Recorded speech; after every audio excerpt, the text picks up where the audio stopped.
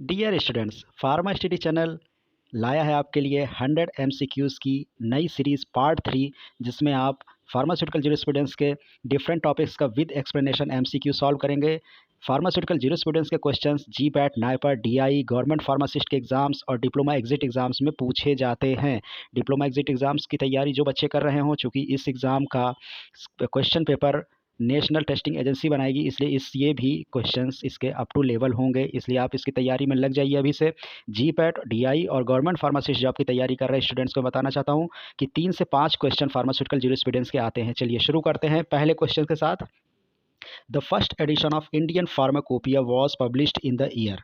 Pharmacopoeia, Indian pharmacopoeia का पहला addition कब पब्लिश हुआ था? तो इंडियन फार्माकोपिया वो किताब है जिसमें किसी भी फार्मेसी फार्मूलेशन के जितने भी नियम कानून हैं वो उस एक किताब में लिखे हुए हैं। इस सवाल से कई और भी सवाल आते हैं। यहाँ पूछा गया है फर्स्ट एडिशन का, तो फर्स्ट एडिशन आता है 1955। इसका सही जवाब होगा 1955। लेकिन इसके साथ ही इसी क्वेश्चन से एक और सवाल आता है कि इस समय कौन सा एडिशन चल रहा है। तो इस समय जो एडिशन चल रहा है वो 9th एडिशन चल रहा है। कौन सा एडिशन चल रहा है? 9th। और वो आया था सन 2022 में। मतलब पहला एडिशन आया 1945 में और लेटेस्ट है 2022। हर 4 साल पे ये एडिशन आते हैं, एवरी 4 ईयर पे ये एडिशन आते हैं। ये बात ध्यान देने वाली है। अगर आपसे 9th एडिशन पता है, आपको बस 2 याद करना है। आपको फर्स्ट याद करना है और 9th याद करना है, बस 2 याद करने हैं। अगर 8 पूछेगा तो 4 साल पहले चले जाओ, 4 ईयर बैक चले जाओ। 4 ईयर बैक चले जाओगे तो 2018 में आ जाएगा, क्योंकि 2022 में 2022 में लास्ट आया था। एक सवाल इसी से, एक सवाल और कौन सा आता है इसी से, अगला क्वेश्चन जो आता है वो ये आता है कि पूछ लेता है कि इंडियन फार्माकोपिया का ऑफिस जो है, इंडियन फार्माकोपिया काउंसिल, ये कहाँ है? तो ये गाज़ियाबाद में है। और ये कब फॉर्मुलिस्ट बनाई गई थी इंडियन फार्माकोपिया? पहले 1955 में बनाई गई थी। और इसका ऑफिस जो बना था आईपीसी का ऑफिस, वो गाज़ियाबाद में आईपीसी, ये याद कर लो, सवाल पूछा था आईपीसी का ऑफिस 1956 में बना था। फार्माकोपिया के 1 साल बाद बना था। एक सवाल ये हो गया।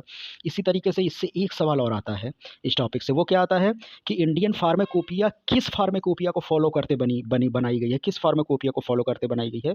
तो उसका सही जवाब है बीपी, ब्रिटिश फार्माकोपिया को फॉलो करके बनाई गई है ये इंडियन फार्माकोपिया।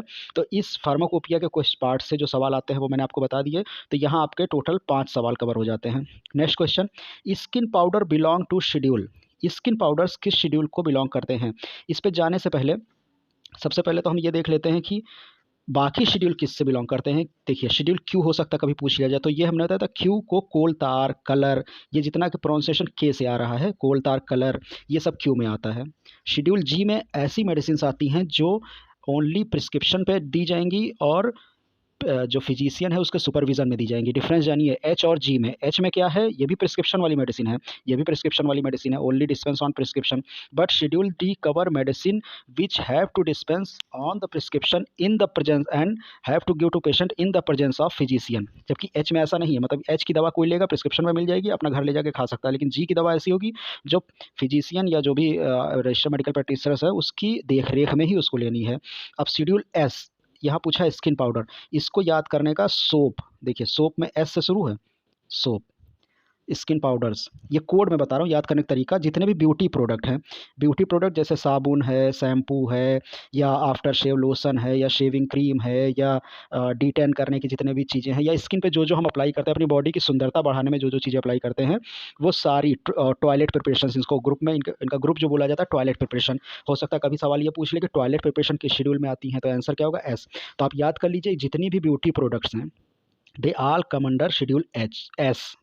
नेक्स्ट चलते हैं, central register for pharmacist maintain by. अब सेंट्रल रजिस्टर फार्मासिस्ट का कौन मेंटेन करता है? तो आजकल अभी सबको पता है कि पीसीआई ने एक अपने वेबसाइट पे एक मॉड्यूल दिया है जिसमें सभी फार्मासिस्ट को जाके वहाँ रजिस्टर करना है। तो इसका सही जवाब हो गया पीसीआई। तो ये पीसीआई है, क्योंकि सेंट्रल क्या, पीसीआई क्या, सेंट्रल बॉडी है ये केंद्र सरकार की बॉडी है पीसीआई, यही सेंट्रल रजिस्टर मेंटेन करती है। अभी तक ये नहीं होता था भारत में, लेकिन अब इस साल से शुरू हो गया है। नेक्स्ट है insulin human belong to schedule. अब इसमें पूछा है कि इंसुलिन जो है वो किस शेड्यूल को बिलोंग करती है। इंसुलिन किस शेड्यूल को बिलोंग करती है? तो ये ऑप्शंस देख लेते हैं हम, schedule G, schedule J, schedule H and schedule P. अब यहाँ देख लेते हैं कि कौन कौन से शेड्यूल में क्या है। अब देखिए, एक तो इंसुलिन क्या है, ये शेड्यूल C1 में भी आता है, क्योंकि ये एक बायोलॉजिकल प्रोडक्ट है। अब शेड्यूल जे में कौन से? शेड्यूल जे में ऐसे एलिमेंट्स आते हैं जो ऐसी बीमारी आती हैं जिनको ट्रीट नहीं किया जा सकता है, उनका कोई दावा नहीं कर सकता, तो वो बीमारी रखी गई हैं। शेड्यूल एच में कौन सी मेडिसिन आती है? शेड्यूल एच में ऐसी मेडिसिन आती हैं जो सिर्फ प्रिस्क्रिप्शन पे दी जाती हैं। शेड्यूल पी में क्या आती है? जो मेडिसिन की लाइफ होती है, जो एक्सपायरी हम लोग देखते हैं, वो शेड्यूल पी में आता है। शेड्यूल जी में ऐसी मेडिसिन आती है जो प्रिस्क्रिप्शन पे दी जाएंगी और सुपरविजन में ली जाएंगी। अब देखो, इंसुलिन किसी को बिना प्रिस्क्रिप्शन का नहीं मिल सकती है, लेकिन वो इंसुलिन घर में आके आराम से लगाई जा सकती है, तो यहाँ सही आंसर होगा शेड्यूल एच। नेक्स्ट क्वेश्चन देखते हैं। List of drug which can be marked under generic name only is given in schedule. अब जो जेनरिक मेडिसिन है वो किस शेड्यूल में दी जाती हैं? तो देखिए, इसका सही जवाब है शेड्यूल डब्ल्यू, लेकिन हम बाकी ऑप्शंस को भी डिस्कस करेंगे। शेड्यूल एक्स में क्या है? नारकोटिक्स है, इसमें नारकोटिक्स दवाइयाँ रखी गई हैं। शेड्यूल यू में क्या है? इसमें डिफरेंट टाइप के जो रिकॉर्ड्स होते हैं वो रखे गए हैं। शेड्यूल एस में क्या अभी बता दिया गया है? सोप वगैरह जो है वो आया, जितना कॉस्मेटिक प्रोडक्ट है वो ब्यूटी प्रोडक्ट्स वो सब एस में रखा गया है। ठीक है, नेक्स्ट क्वेश्चन देखते हैं। Drug by air can be imported into India. Ahmedabad, Delhi, Calcutta, Allahabad, तो ये 3 एयरपोर्ट हैं जो अलाउ किए गए अगर बाहर विदेश से दवा मंगानी। इम्पोर्ट मतलब होता है दूसरे देश से अपने देश में दवा कोई भी चीज़ मंगाना, उसको इम्पोर्ट कहते हैं। तो ये 3 एयरपोर्ट हैं जहाँ दवा मंगाई जा सकती है अगर बाई फ्लाइट आएगी, तो अहमदाबाद, दिल्ली, कलकत्ता, ये याद कर लो। ADC ये एयरपोर्ट है, ADC, इन्हीं तीनों पे मंगाया जा सकता है, तो इसमें सही जवाब है ऑल ऑफ द अबव। चलिए नेक्स्ट क्वेश्चन पे चलते हैं। नेक्स्ट क्वेश्चन है, how many time a schedule H drug can be dispensed on the prescription of registered medical practitioner. अब registered RMP, registered medical doctor ने प्रिस्क्रिप्शन लिख दिया, तो उस पर शेड्यूल एच दवा कितनी बार दी जा सकती है? तो चाहे शेड्यूल एच ड्रग हो और चाहे ये क्वेश्चन बदल के आ जाए शेड्यूल जी दवा के लिए या शेड्यूल एक्स मेडिसिन के लिए, सभी सिर्फ एक ही बार दी जा सकती हैं। रिफिलिंग अगर उसे करानी है तो जो डॉक्टर है RMP है उससे लिखवाना पड़ेगा उसको कि रिफिलिंग के लिए भेजा जा रहा है। Condom are tested at, condom की टेस्टिंग कहाँ होती है? अब ये सवाल कॉन्डोम की टेस्टिंग कई बार पूछा गया, कहाँ होती है? ये सिर्फ कॉन्डोम की बात नहीं है, मैं बता दे रहा हूँ, कोई भी केमिकल टेस्टिंग या कोई भी माइक्रोबायोलॉजिकल एनालिसिस अगर करानी है तो वो IPL में होगा, इंडियन फार्माकोपियल लेबोरेटरी, यही होगा। अब फार्माकोपियल लेबोरेटरी अभी पहले सवाल में मैंने बताया था कहाँ? गाज़ियाबाद में, ये गाज़ियाबाद में है। तो चाहे आपको कॉन्डोम की टेस्टिंग करानी हो, चाहे अपने किसी भी फॉर्मुलेशन की टेस्टिंग करानी हो, आपको इंडियन फार्माकोपियल IPL में ही वो सैंपल भेजना पड़ेगा और वहीं से उसकी टेस्टिंग हो पाएगी, मतलब एनालिसिस जितनी भी है वो यहीं से होगी। नेक्स्ट क्वेश्चन देखते हैं। Application for import of drug by government hospital autonomous medical institution for treatment of patient is made in form number. अब इसमें क्या होता है, कई बार क्या होता है, कोई दवा ऐसी है जिसको इम्पोर्ट करना, वो भारत में नहीं बन रही है और किसी पेशेंट के लिए ज़रूरी है, तो क्या करते हैं, जो अस्पताल होता है, जो हॉस्पिटल होता है, they import that medicine from another country, तो उसके लिए एक पार्टिकुलर फॉर्म होता है, उस फॉर्म का पूछ रहा क्या नंबर है, हर फॉर्म का सेपरेट नंबर, एवरी फॉर्म है सेपरेट नंबर, तो उसका सही ऑप्शन है 12AA, इसको आप याद कर लीजिए, ये रटने वाला ऑप्शन लेकिन बहुत इंपॉर्टेंट है क्वेश्चन ये। Next, capsule should be kept in well closed container at the temperature not exceeding. अब ये स्टोरेज से सवाल आया है, इसका सही आंसर होगा 30 डिग्री सेंटीग्रेड। इसी टेम्परेचर वाले क्वेश्चन से कुछ और क्वेश्चंस आए हुए हैं इससे पहले फार्मासिस्ट के एग्जाम में, गेट के एग्जाम में, नाइपर के एग्जाम में, इन सब में पूछे जा चुके हैं, तो वो मैं यहाँ बता देना चाहता हूँ आपको। सवाल ये आया था कि कोल्ड टेम्परेचर किसको कहते हैं, तो कोल्ड किसको कहते हैं? 2 से 8 को, इसको कहेंगे कोल्ड। इसके बाद पूछा था कूल टेम्परेचर किसको कहते हैं, एक बार पूछा गया था कूल, ये आपको पता होना बहुत ज़रूरी है, कॉमन टर्म है लेकिन किस रेंज को कहते हैं ये नहीं पता होता है, तो मैं आपको बताऊंगा कूल कहते हैं 8 से 15, 8 to 15 डिग्री सेंटीग्रेड को कूल कहते हैं। फिर इसके बाद एक बार पूछा था कि रूम टेम्परेचर एक्चुअली किसको कहते हैं, तो रूम टेम्परेचर बोला जाता है 15 to 25 डिग्री सेंटीग्रेड को रूम टेम्परेचर बोला जाता है। एक बार पूछ लिया था तो what is ambient temperature. Ambient का मतलब होता है कि हमारे आसपास अगल बगल का जो वातावरण है वही एम्बिएंट टेम्परेचर है, तो मोस्टली 25 से 30 डिग्री सेंटीग्रेड नॉर्मल टेम्परेचर माना गया है, तो एम्बिएंट टेम्परेचर कह सकते हैं। ये जो मैंने कूल, कोल्ड और रूम की डिफिनीशन आपको बताई है ये WHO के अकॉर्डिंग है, कई बुक में अलग अलग मिल सकती है, लेकिन होता क्या है कि वो हो सकता है ब्रिटेन की जो ब्रिटेन फार्माकोपिया है, ब्रिटिश फार्माकोपिया, उसके अकॉर्डिंग हो, लेकिन इंडियन फार्माकोपिया में जो कूल, कोल्ड और रूम की डेफिनेशन इस समय जो गवर्नमेंट ऑफ इंडिया फॉलो कर रही है वो WHO के अकॉर्डिंग फॉलो कर रही है, तो हमको भी यही याद करना है। चलिए नेक्स्ट क्वेश्चन देखते हैं। Cold place means a place having a temperature not exceeding. देखिए यहाँ आ गया, कोल्ड में कितना टेम्परेचर आता है, तो मैंने बताया था कोल्ड में आता है 2 से 8 और कह रहा है उससे ज़्यादा नहीं होना चाहिए, नॉट एक्सीडिंग, तो ये होगा 8 से ज़्यादा नहीं होना चाहिए क्योंकि रेंज है इसकी 2 से 8 डिग्री सेंटीग्रेड। यहीं अगर कूल पूछा जाता तो कूल में हो जाता 8 से 15, 15 मैक्सिमम, 8 मिनिमम, तो ये याद कर लो, यहाँ से सवाल कई बार आया है नेक्स्ट क्वेश्चन देखते हैं। The 7th edition of Indian pharmacopoeia was published in the year. अब देखिए मैंने आपको बताया था, फिर से मैं बता रहा हूँ, इंडियन फार्माकोपिया का फर्स्ट एडिशन जो है 1955 में आया था, और इस समय जो रिसेंट एडिशन चल रहा है वो 2022 में आया है। तो अगर 2022 में 9th आया है तो 8th किस में आएगा? 8th आया होगा लगभग अगर गेस करें तो 2018 में, क्योंकि मैंने बताया था कि 4 ईयर का गैप रखना है, हमेशा नहीं लेकिन ये 4 ईयर का लगभग रहता है, और उससे 4 साल का रखोगे तो 2014 तो सही ऑप्शन हो जाएगा 2014 ये। तो ये ट्रिक है, देखिए इसीलिए मैं कह रहा था पहला और आखिरी याद रखिए, फर्स्ट एडिशन 1955, लास्ट एडिशन 2022। चलिए नेक्स्ट क्वेश्चन देखते हैं। Which of the following deal with standard of disinfectant. अब ये बहुत आसान है, इसको याद करना, पहले बाकी डिस्कस कर लेते हैं। पी, ये life period of drug. N, minimum requirement for pharmacy running a pharmacy. M, GMP, GMP की जितनी भी कंडीशन है। ओ, अब देखो डिसइंफेक्टेंट क्या करता है, डिसइंफेक्टेंट ऐसे केमिकल्स होते हैं जो माइक्रो ऑर्गेनिज्म को किल करते हैं, उनकी ग्रोथ को रोकते हैं, उनको डिसइंफेक्टेंट कहा जाता है। तो ये ओ को याद कर लो ऐसे कि जीरो, जो सब कुछ जीरो कर दे, सारा इन्फेक्शन जीरो कर दे, तो ये ओ, इसमें सही ऑप्शन है ओ। नेक्स्ट देखते हैं। Loan licence for manufacturing, loan licence for manufacturing Ayurveda, Siddha and Unani drug issued in form number. कई फॉर्म नंबर हैं जो आपको रटने हैं, तो उसी तरीके से इसको भी याद कर लीजिए। इसका सही ऑप्शन है 25E, 25E। ठीक है, next. Trademark having to renewed once in. Trademark जो होता है, जैसे हम पेटेंट लेते हैं उसी तरीके से ट्रेडमार्क होता है, और जैसे कोई निशान, पार्टिकुलर निशान देखा होगा कि किसी एक फेविकॉल का डब्बा है उसके ऊपर हाथी का निशान बना हुआ है, बोरोलिन का डब्बा है उसके ऊपर एक पार्टिकुलर निशान बना हुआ है। इसी तरीके से अगर कोई ट्रेडमार्क कुछ ले रहे हैं तो उसका जो हम ट्रेडमार्क ले रहे हैं अपने नाम पर रजिस्टर करें कि इसको सिर्फ हम ही यूज़ कर सकते हैं, वो पूछ रहा है कि कितने साल बाद उसको रिन्यू कराना होता है। तो 10 साल बाद उसको रिन्यू कराना होता है। अगर 10 साल तक हमने नहीं कराया तो 10 साल बाद कोई दूसरा उसके ऊपर क्लेम कर सकता है उस ट्रेडमार्क के ऊपर। इसी तरीके से याद कर लीजिए, पेटेंट का सवाल आता है।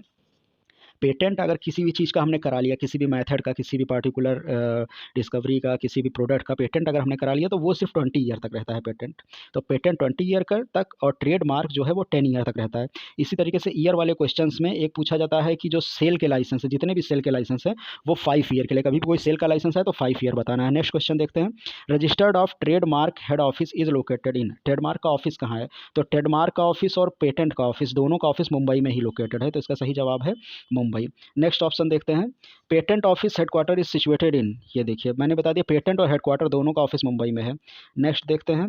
Geographical indication registry has been established. अब जियोग्राफिकल इंडिकेशन क्या है कि कोई प्रोडक्ट किसी खास जियोग्राफी में ही हो रहा है तो उसको जियोग्राफिकल टैग मिल जाता है वहाँ का, कि ये चीज़ यहीं को बिलोंग करती है, कोई और कॉपी नहीं करेगा इसको, तो जियोग्राफिकल टैग कहते हैं।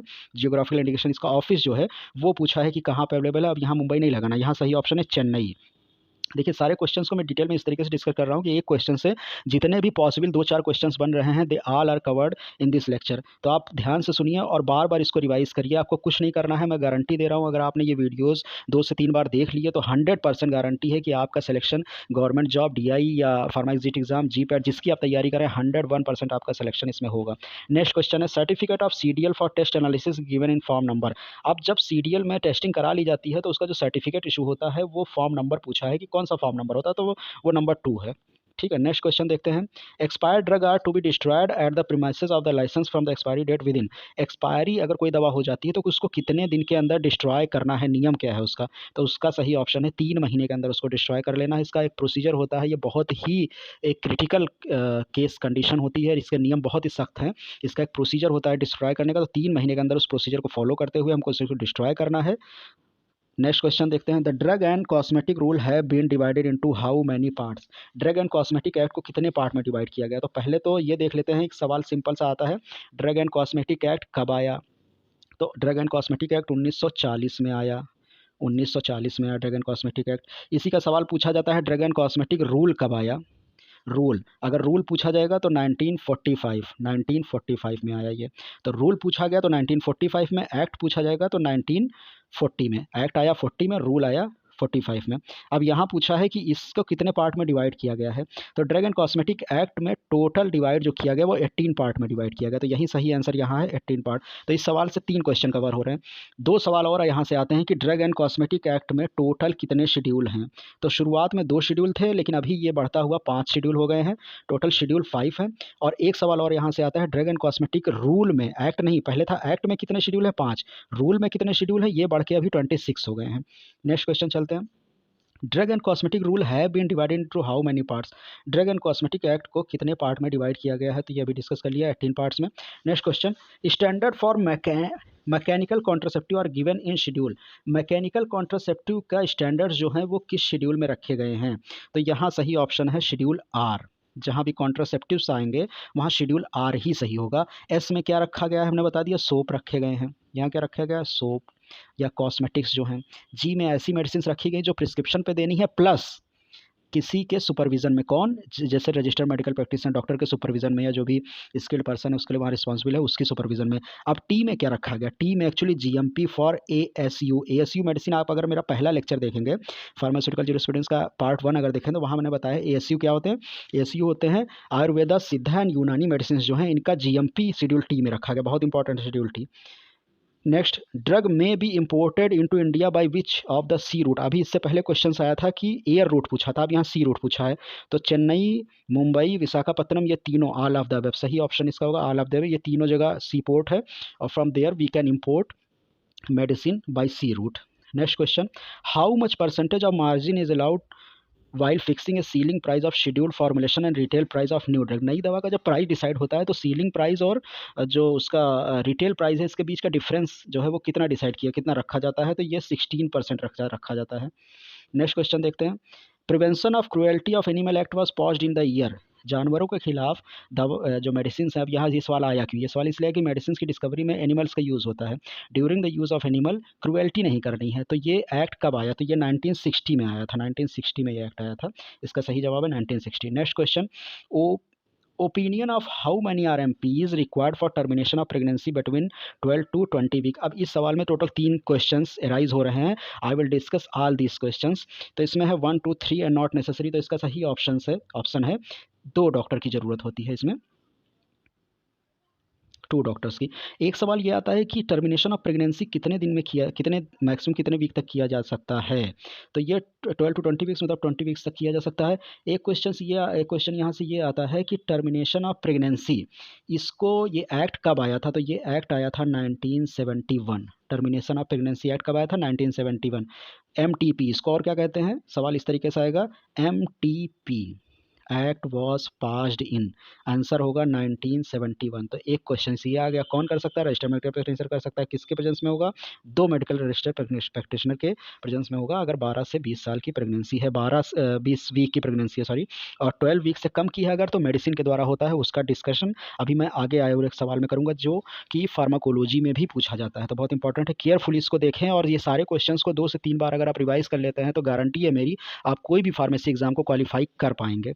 नेक्स्ट क्वेश्चन देखते हैं, which of the following approved the termination of pregnancy up to 7 week according to MTP act. Which of the following is approved, कौन सी मेडिसिन अप्रूव की गई है 7 वीक तक की प्रेगनेंसी अगर है, मेफिप्रिस्टोन, मीजोप्रोस्टल, बोथ ए बी है। अब यहाँ दो क्वेश्चन और बनते हैं। First question is what is the mechanism of mifepristone, second question is what is the mechanism of misoprostol. Misoprostol is a prostaglandin analogue, लिख लीजिए कहीं आप अगर इसको, या अगर नहीं पता है, misoprostol is a prostaglandin analogue which contract endometrium of uterus, uterus की जो अंदर वाली दीवार है उसको कॉन्ट्रैक्ट करता है ये। And mifepristone is a antagonist of progesterone. Progesterone एक ऐसा हार्मोन है जो प्रेगनेंसी के टाइम पे रिलीज़ होता है शुरुआती टाइम पे, और प्रेगनेंसी को कंफर्म करने के लिए, प्रेगनेंसी को और ज़्यादा स्ट्रांग करने के लिए, श्योर करने के लिए बॉडी उसको निकालती है कि जो एम्ब्रियो बना है वो वहाँ से हटे ना, इसलिए प्रोजेस्टेरॉन निकलता है। और मेफिप्रिस्टोन उस प्रोजेस्टेरॉन को ब्लॉक एंटागोनाइज करता है, मतलब कि एबॉर्शन की कंडीशन क्रिएट करता है। ये 2 सवाल यहाँ से हो गए। Drug comes under Schedule H should be labeled on the top corner of label with symbol NRX, RX, both A and B and none। अब यहाँ Schedule H की बात कर रहा है कि Schedule H में क्या ऊपर टॉप पे होना चाहिए, तो NRX तो नार्कोटिक्स के साथ होता है, RX यहाँ सही क्या होगा, RX। अगर यही नार्कोटिक का पूछा गया होता Schedule X का, तो NRX सही होता। Prescription only drug are listed in, prescription only बहुत इंपॉर्टेंट क्वेश्चन है, पहले आप इस पर पढ़ लीजिए और आप खुद सोचिए इसका सही जवाब क्या होगा। कई बार इसमें सही आंसर देने में गलती कर देते हैं कि ऐसी मेडिसिन जो प्रिस्क्रिप्शन ओनली हैं, केवल प्रिस्क्रिप्शन पे दी जाए, schedule H, schedule X, schedule G, all of them. कई लोग शेड्यूल H लगाएंगे, कई X लगाएंगे, कई G लगाएंगे, सही जवाब है ऑल ऑफ देम, क्योंकि शेड्यूल H को भी प्रिस्क्रिप्शन पे देना है, शेड्यूल X को भी प्रिस्क्रिप्शन पे देना है, लेकिन इसमें नार्कोटिक्स रखी गई हैं। शेड्यूल G को भी प्रिस्क्रिप्शन पे देना है, लेकिन इसमें ऐसी मेडिसिन रखी गई हैं जो कि रजिस्टर्ड मेडिकल प्रैक्टिशनर के ही देख रेख में दी जानी है, तो ऑल ऑफ देम इसमें सही आंसर होगा। Drug legally allowed to be sold over the counter without prescription of RMPR, ऐसी कौन सी मेडिसिन हैं जो विदाउट प्रिस्क्रिप्शन सोल्ड की जा सकती हैं, तो उनको क्या कहते हैं, OTC ड्रग्स कहते हैं, ओवर द काउंटर ड्रग्स कहते हैं, जो इनके लिए प्रिस्क्रिप्शन की ज़रूरत नहीं रहती है, मरीज आएगा मांगेगा और फार्मेसी से उसको दे देना है।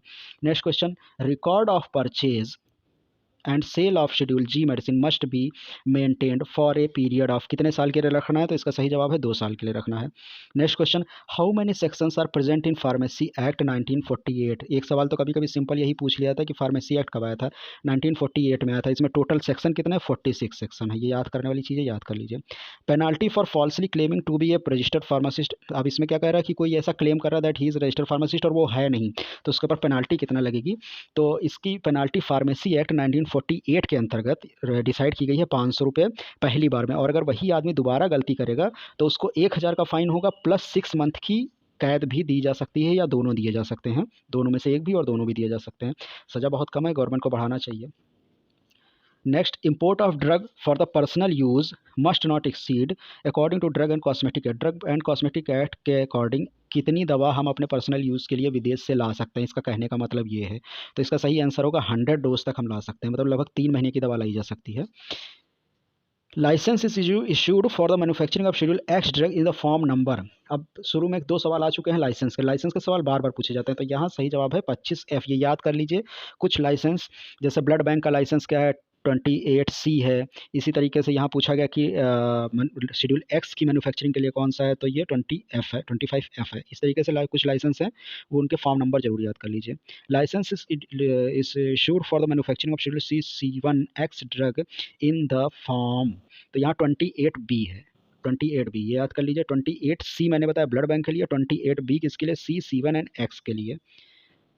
Next, all of the following drug belong to schedule X except, अब इसमें से शेड्यूल एक्स में पहले तो ये समझना जरूरी है कि कौन सी मेडिसिन रखी गई, तो शेड्यूल एक्स में वो मेडिसिन रखी गई हैं जो डिपेंडेंसी कॉज करती है, जिनका दिमाग पे असर होता है, जिनको नशे के रूप में यूज़ किया जा सकता है, तो इसमें ये बार्बिट्रेट से ये बार्बिट्रेट से ये बार्बिट्रेट से सभी का दिमाग पे यूज़ है, सिर्फ इंसुलिन ऐसी है जो ब्रेन पे इफेक्ट नहीं डालती है, और ये शेड्यूल एक्स में नहीं आती है, तो इसका सही आंसर होगा schedule X. Next, schedule X drug of oral liquid are marketed in the packing not exceeding, अगर शेड्यूल एक्स की दवा है कोई और वो ओरल लिक्विड में दी जा रही है तो उसकी पैकिंग कितने से ज़्यादा नहीं होनी चाहिए, तो इसका सही जवाब है 300 ml, 300 ml से ज़्यादा नहीं होनी चाहिए उसकी packing. Next question, it is dangerous to take the prescription except under medical supervision, अब देखिए ये यहाँ शेड्यूल जी आ गया, शेड्यूल जी, इसमें क्या सही होगा, शेड्यूल जी, क्योंकि जी में ही ये लिखा रहता है कि दवा आपको प्रिस्क्रिप्शन पे देनी है प्लस मेडिकल सुपरविजन में ही इसको लेना है, ठीक है। Next, all of the following drug belong to schedule C except, schedule C में ये सारी दवाइयाँ आ रही हैं एक्सेप्ट, कौन शेड्यूल सी में नहीं आ रही है, तो शेड्यूल सी में बायोलॉजिकल प्रोडक्ट रखे जाता है, ये सबको पता है, लेकिन शेड्यूल सी में ही फिर शेड्यूल सी अलग है, शेड्यूल C1 अलग है, तो ये सवाल वहाँ से आया, मोस्टली ये गलत कर दिया था, क्योंकि देखिए इंसुलिन बायोलॉजिकल प्रोडक्ट है, एंटीटॉक्सिन बायोलॉजिकल प्रोडक्ट है, adrenaline biological product, fish liver biological product है, लेकिन कुछ बायोलॉजिकल प्रोडक्ट्स को C1 में रख दिया गया, तो उसमें से जो बायोलॉजिकल प्रोडक्ट C1 में है वो है फिश लीवर ऑयल, ये C1 में है, ना कि यहाँ पूछा है सिर्फ C का पूछा, तो ये these all are from schedule C but fish liver oil belongs to schedule C1, इसलिए यहाँ सही ऑप्शन होगा C1, ये बहुत ही टिपिकल क्वेश्चन है, इंपॉर्टेंट है, याद कर लीजिए इसको। Next, which of the following schedule belong to blood bank, blood bank को कौन सा शेड्यूल बिलोंग करता है, तो शेड्यूल F है जो ब्लड बैंक को बिलोंग करता है, ठीक है। नेक्स्ट क्वेश्चन देखते हैं, permission to initiate clinical trial with new drug is obtained by applying, clinical trial किसी भी दवा का ह्यूमन बींग्स पे डिस्कवरी के बाद जब पहली बार प्रयोग करते हैं तो उसकी शुरुआत के लिए बस इसने पूछा कौन सा फॉर्म देते हैं, तो आंसर है फॉर्म 12, ये जितने भी फॉर्म है ये सब आपको रटने हैं, इंपॉर्टेंट बहुत हैं, अक्सर पूछे जाते हैं। नेक्स्ट क्वेश्चन, लाइसेंस फ्रॉम 28 और 28B remain valid for date of issue of period, 28 हो चाहे 28B हो चाहे 28C हो, कोई भी जब पूछा जाता है कि ये लाइसेंस कितने दिन के लिए वैलिड होता है, तो मैन्युफैक्चरिंग का या बिक्री का, सेल और मैन्युफैक्चरिंग का जो लाइसेंस है वो 5 साल के लिए ही वैलिड होते हैं, ये मोटा मोटा आप एक बेसिक एक कॉन्सेप्ट बना लीजिए कि 5 ईयर ही हमें टिक करना है ऐसे सवाल में, तो यहाँ सही ऑप्शन होगा 5 ईयर, मतलब लाइसेंस की अगर वैलिडिटी पूछी जाए तो 5 ईयर। इससे पहले वैलिडिटी के जो सवाल आए थे वो क्या था, पेटेंट का था और ट्रेडमार्क का, तो ट्रेडमार्क की वैलिडिटी 10 ईयर की, पेटेंट की वैलिडिटी 20 ईयर की। इसी तरीके से लाइसेंस अगर आता है तो आप आंख बंद करके 5 ईयर लगा दीजिए, सारे लाइसेंस में 5 ईयर ही होता है। Next, permission to import finished formulation of a new drug is given in form number. अब फिनिश्ड प्रोडक्ट अगर बाहर से मंगाना है, बना बनाया पूरा पैक्ड मेडिसिन है वो बाहर से मंगानी है, तो कौन सा फॉर्म होगा, तो उसका सही ऑप्शन है फॉर्म नंबर 45। नेक्स्ट ऑप्शन देखते हैं, biological waste from the pharmaceutical industry shall be destroyed as per provision of. अब इसमें बायोमेडिकल वेस्ट जो है रूल, उसके अकॉर्डिंग ही इसको डिस्पोज करना। तो ये एक सवाल यहाँ ये आता है कि बायोमेडिकल वेस्ट रूल कब आया था, तो कब आया था, 1946 में आया था, और यही इसका सही जवाब है। कई बार सिर्फ ये पूछ रहा था बायोमेडिकल वेस्ट रूल कब आया था, तो 1946 में आया था। नेक्स्ट sir, written procedure for the activity conducted in laboratory. Laboratory में जो एक्टिविटी हम कंडक्ट करते हैं, ऐसा नहीं कि कोई एक आया वो दूसरे, एक साइंटिस्ट आएगा वो दूसरे तरीके से करेगा, दूसरा साइंटिस्ट आएगा वो दूसरे तरीके से करेगा। There is a standard operating procedure, SOP, there is a standard operating procedure, इसको कहते हैं SOP। वो उसी के अकॉर्डिंग ही लैब में हमको सारे प्रैक्टिकल्स या सारे काम करने हैं। नेक्स्ट क्वेश्चन देखते हैं, if a woman is below 18 year or is mentally ill whose consent is required for termination of pregnancy, कोई 18 साल से कम की बच्ची है या मेंटली इल है तो किसकी परमिशन जरूरी होती है, क्योंकि वो खुद तो इसमें अपना कंसेंट दे नहीं पाएगी, अपनी हामी भर नहीं पाएगी कि हाँ अपने मन से करा रहे हैं, तो उसमें उसके गार्जियन का होना जरूरी है, उससे कंसेंट लिया जाता है। Next question, the president pharmacy council of India is elected by. जो फार्मेसी काउंसिल ऑफ इंडिया का उसका प्रेसिडेंट कौन इलेक्ट करता है, तो जो PCI के मेंबर्स हैं वही इलेक्ट करते हैं उसको, फार्मेसी काउंसिल के जो PCI के मेंबर्स हैं। Next question, the poison act 1919 was enacted to regulate and control. Poison act बना क्यों, ये पूछ रहा है, तो एक सवाल तो यही हो गया, पॉइजन एक्ट 1919 में आया था, ठीक है, तो ना एक सवाल ये हो गया। दूसरा कि क्यों बना, इंपोर्ट को कंट्रोल करने के लिए, पोसेसन को कंट्रोल करने के लिए, सेल को कंट्रोल करने के लिए, ऑल ऑफ द, तो इसमें सही ऑल ऑफ द, जितनी भी पॉइजन से रिलेटेड एक्टिविटी सबको कंट्रोल करने के लिए पॉइजन एक्ट बना। Next question, the sample taken by DI for drug store shall be divided. DI या ड्रग इंस्पेक्टर के एग्जाम जो लोग तैयारी कर रहे हैं उनके लिए बहुत इंपॉर्टेंट है ये। अगर DI कभी भी सैंपल लेता है तो वो उसको 4 पार्ट में डिवाइड करता है, तो इसका सही जवाब होगा 4। Next, drug price control order 1995 and related order from time to time are enforced by. अब देखो यहाँ इस क्वेश्चन से लगभग 3-4 सवाल आते हैं, मैं सब कुछ बता दे रहा हूँ। सबसे पहले DPCO drug price control order कब आया था, 1995 में आया था। उसके बाद रिसेंट कब आया, 2013 में आया, यही DPCO रिसेंट 2013 में आया। पहला कब आया, 1995 में, और फिर रिसेंट आया 2013 में। उसका दूसरा आता है कि ये किस भारत सरकार के किस नियम के अंतर्गत ये बनाया गया है, तो वो है एसेंशियल कमोडिटी एक्ट, याद कर लो सब लोग, ECA के अंतर्गत इसको बनाया गया है, एसेंशियल कमोडिटी एक्ट के अंतर्गत इसको बनाया गया है। इसमें क्या करते हैं कि हर एक मेडिसिन के प्राइस को डिसाइड किया था कि इससे ज़्यादा महंगा नहीं बेच सकते हो। शुरुआत में जब 19 लिख लो कहीं पे, शुरुआत में जब 1995 में आया था तो 74 मेडिसिन में केवल थी, 1995 में जब आया था। Then after in 2013 these medicine list increase by adding 652 plus 652 medicine और ऐड कर दी गई इसमें, जब 2013 में ये दोबारा drug and price control order आया। फिर वहाँ जो ऑफिस है जिसके लोग ये लिस्ट बनाते हैं वो पूछा है कि उसका नाम पूछा है, तो उसका नाम है NPPA। ये सेकंड ऑप्शन जो है NPPA, ये इसका सही ऑप्शन है।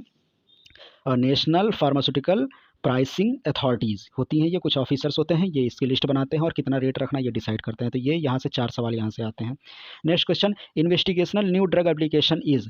अब कोई नई दवा है, जो इन्वेस्टिगेशनल नई दवा उसका एप्लीकेशन नंबर पूछा है, तो इसमें याद करने वाली ही चीज़ है, इसको याद कर लीजिए, option C 21 CFR 312। Next question, the function of central drug laboratory is. CDL का फंक्शन क्या है, तो CDL का फंक्शन यहाँ पूछा है, to issue repacking license, to issue manufacturing license, to issue loan license, to analyse. मैंने शुरू में बताया था कि CDL का काम है analyse the sample of drug and cosmetic, कुछ भी सैंपल उसको एनालाइज करना, एनालिसिस जो है वो CDL में होना है, तो इसका सही ऑप्शन होगा D।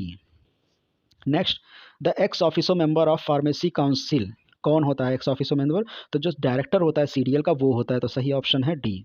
Next, the schedule to which list of drug to be sold on prescription only belongs to. Schedule L, schedule W, schedule X, schedule M. M तो हो गया जीएमपी का, एक्स हो गया नारकोटिक्स ड्रग्स का, W ऐसी जो generic medicine है। अब एल क्या, एल तो वो किताब में भी नहीं लिखा, आप क्या करें, ये एल कहाँ से आ गया, तो गलत लग रहा है, गलत नहीं है स्टूडेंट। शेड्यूल एल पहले था लेकिन 1982 में इसको डिलीट कर दिया गया और इसमें कुछ ऐसी दवाइयाँ थी जो कि आज की डेट में शेड्यूल एच में हैं, वो तब शेड्यूल एल में हुआ करती थी, फिर एल को डिलीट करके वो सारी medicine added in schedule H. ठीक है, तो schedule L now deleted in 1982 and all these medicines which were under schedule L now they are added in schedule H.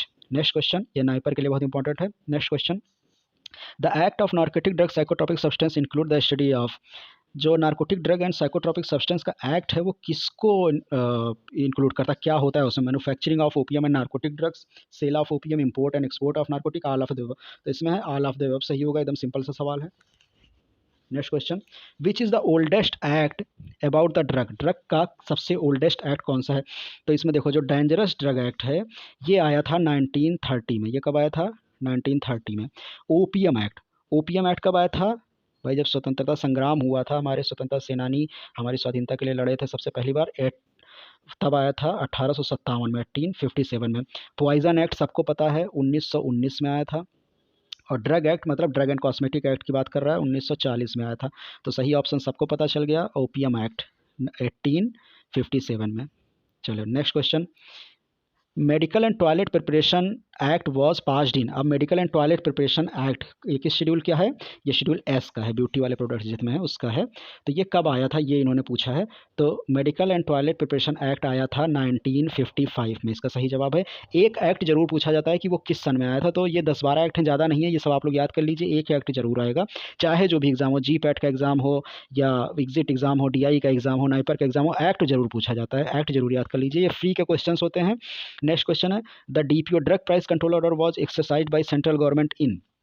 अब देखो ये पूछ लिया कि पहली बार ये कब एक्सरसाइज हुआ था, कब इसको लागू किया गया था, तो मैंने बताया था कि ड्रग प्राइस कंट्रोल ऑर्डर पहली बार 1995 में आया था, 1995 में, और रिसेंट ये लिस्ट कब रिवाइज की गई, 2013 में। ठीक है, next question, schedule B of the drug and cosmetic act is related to. Schedule B किससे रिलेटेड है, अब बी को देखो, बी को याद कर लो बिल से, बी फॉर बिल, बिल से याद कर लो। अब देखो बिल से रिलेटेड ऑप्शन कौन सा है, बिल सारे ऑप्शन पढ़ते हैं हम। Rate of fee for test and analysis, rate मतलब पैसा आ गया भाई, बिल आ गया। लाइफ पीरियड ऑफ ड्रग, ये तो शेड्यूल पी हो गया। स्टैंडर्ड ऑफ कॉस्मेटिक, अरे ये तो शेड्यूल एस हो गया। लिस्ट ऑफ प्रिस्क्रिप्शन ड्रग्स, ये तो शेड्यूल एच या शेड्यूल जी हो गया। तो ये बचा क्या, रेट, मैंने बताया कि बी फॉर बिल याद कर लो, बिल, तो बिल पैसा, rate of fee for analysis. Next question देखते हैं, symbol X R important labelling requirement for schedule. किस शेड्यूल के लिए सिंबल एक्स आर या XRX भी कहीं कहीं लिखा आपको ये क्वेश्चन मिल जाएगा होता है, तो इसका सही जवाब होगा शेड्यूल एक्स। नारकोटिक जो ड्रग्स हैं उनके ऊपर ये लेबल लगा जरूरी है, XRX। ठीक है, नेक्स्ट क्वेश्चन, सीरा vaccine toxin comes under schedule, ये किस शेड्यूल के अंडर में आते हैं, तो ये सभी बायोलॉजिकल प्रोडक्ट हैं, तो ये शेड्यूल सी के अंडर में आता है, एकदम सिंपल क्वेश्चन है ये। Next question, for the manufacturing of cosmetic license is granted in, किस फॉर्म में ये लाइसेंस ग्रांट किया जाता है, तो वो फॉर्म नंबर है 32, ये भी एक फॉर्म याद कर लीजिए, बहुत इंपॉर्टेंट है। Next question, schedule H drug belong to, schedule H drug किसको बिलोंग करती है, तो इसमें नारकोटिक में तो शेड्यूल एक्स आ जाएगा, dangerous drug, imported drug, list of prescription drug, list of prescription drug. बार बार ये सवाल घुमा घुमा के पूछता है, लेकिन पूछता बहुत ज़्यादा है, शेड्यूल एच के बारे में, एक्स के बारे में, सी के बारे में, ये सब बहुत ज़्यादा पूछे थे। The medical termination of pregnancy in certain cases are carried only by, इसमें बताना है कि कौन कैरी इसको कर सकता है, डॉक्टर, कोई भी physician, registered medical practitioner for this purpose, registered pharmacist. तो जो इस पर्पस के लिए मेडिकल टर्मिनेशन के लिए रजिस्टर्ड है गवर्नमेंट के पास, वही इसको कर सकता है, तो इसमें सही जवाब होगा सी। तो इस तरीके से हमने लगभग 100 टॉपिक्स कवर किए यहाँ पे, और ये मोस्ट इंपॉर्टेंट क्वेश्चंस हैं। अगर आपको इन ज्यूरिस्प्रूडेंस या रिलेटेड फार्मेसी सब्जेक्ट के टॉपिक का क्वेश्चन बैंक के साथ साथ नोट्स भी चाहिए, तो चैनल को सब्सक्राइब करें और साथ ही साथ बेल आइकन को जरूर प्रेस करें, क्योंकि रेगुलर बेसिस पे हम आपको ऐसे नोट्स प्रोवाइड करते रहते हैं और डेली बेसिस पे क्वेश्चंस प्रोवाइड करते रहते हैं, ये बेल आइकन प्रेस करने के बाद आप तक आते रहेंगे ये।